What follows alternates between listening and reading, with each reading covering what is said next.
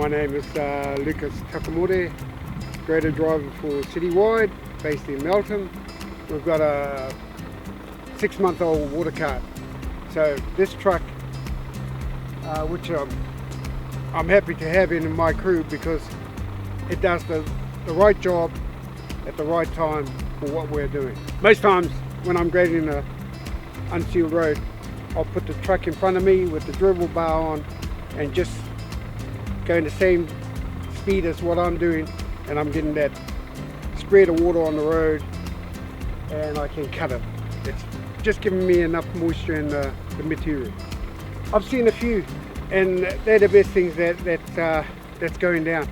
This one here, we've got 2 others, totally different to the others in that I think a lot of thought's been gone into how they produce the finished product, because mate, we get a good spread with the frog. They just give the right amount of water.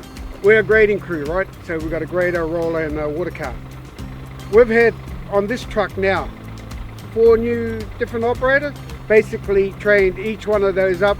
After a week, they can be like what Simon done, wash the truck down, know exactly what they're doing.